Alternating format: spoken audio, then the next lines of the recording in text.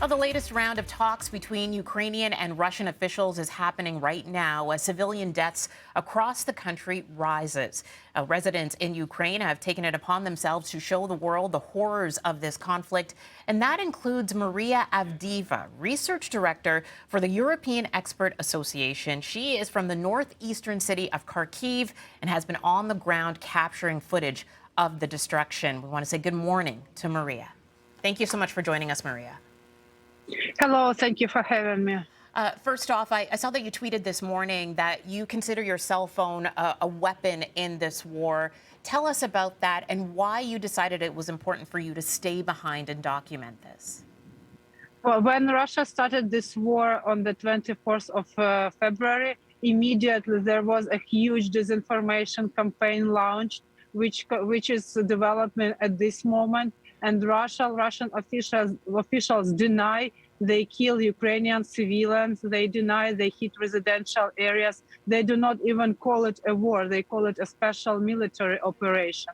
And I'm here in 1.5 million Kharkiv city close to the Russian border, Russian-speaking city. And I see every day new reports about children killed, about women killed, about the residential areas hit by Russian airstrikes.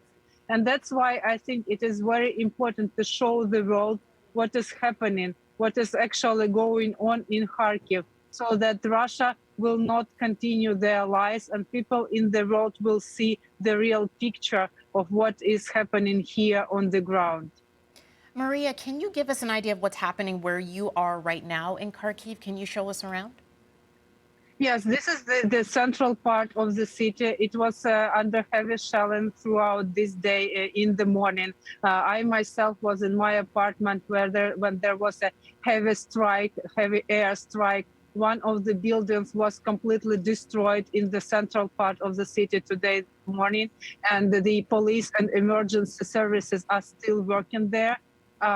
Many people are hiding in the shelters. I have met a woman this morning. She stays in the metro, in the underground station, lives there since 24th of February because her apartment is completely ruined. She has no place where to go. And many buildings are without windows. It means that there is no heating and electricity inside, and people do not have a place where to come back.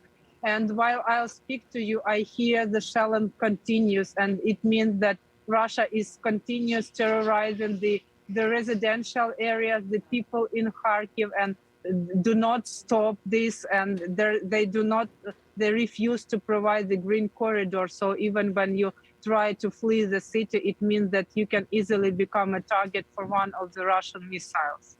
So as you're speaking to us now, Maria, you're saying that you can hear some shelling in the background close to where you are. Yes, absolutely. It started today in the morning, and the shells are really intense, and they are throughout the city, especially active in the residential areas, because that is where Russian missiles and airstrikes are mostly intensive. So what's the feeling among the people who are still staying in Kharkiv? Like you mentioned, that woman that you met that's been staying in the metro since February 24th.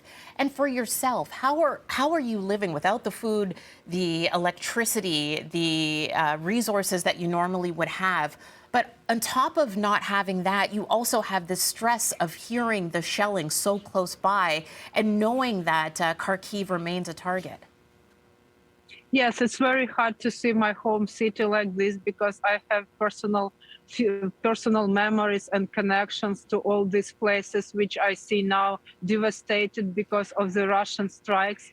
There are shortages of food supply. I have just been to one of the shops and to see what was left there. So people are not starving, but initially it is very hard to find any food. The volunteers are very active.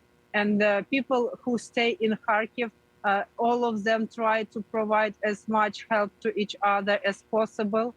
I myself see my role in providing information, in providing the truth to the world. Other people are providing humanitarian aid, a supply to those who cannot take care of themselves, especially elderly people. They are now stuck in their homes, not being able to go out and get some food because the transportation is not working. So if you not live close to the shop, it becomes very difficult to get somewhere and find something to eat. Now, for yourself, are you planning to stay there as long as you possibly can in order to document what is happening in your city? Yes, I want to stay as long as I can because you have asked about the electricity and heating. I am lucky to have that in my apartment, but today it was shaken because of the major airstrike this morning. I still hope that so I will be able to live in my home and it will not be destroyed. But you are never know who will become the next target for Russian airstrike.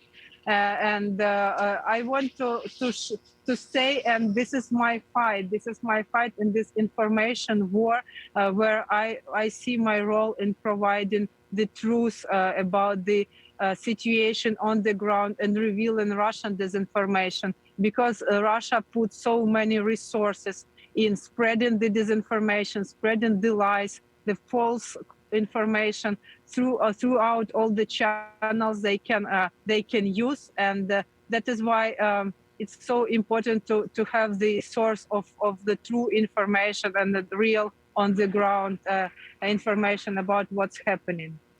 And lastly, Maria, I know that you have encountered so many stories, I'm sure, since February 24th, since the shelling began, and you've been documenting them on your social media. So it may be hard to choose, but is there one particular story that sticks with you the most, that has touched you the most while you've been documenting what's happening in your city?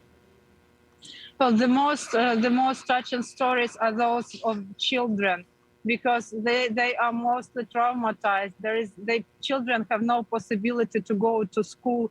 They are hiding for almost 3 weeks now in the shelters and in the basement, and it is very hard to see them and their parents who are desperate because there is no way they can make their children safe. And many we have today the new record of 100 children in Ukraine dead because of these airstrikes and the air attacks. So of course that is what is most terrifying in this war, and I do hope that it will come to an end soon and Putin will stop his troops, because I cannot see more Ukrainian children dying because of these strikes. Maria, I want to thank you so much for making time for us this morning, and thank you for what you're doing, taking the time and risking your own personal safety in order to document what is happening on the ground. Much appreciated. Thank you so much, and we wish you well. Thank you for the possibility. Thank you so much. Yeah. Thank you. Bye bye. No problem.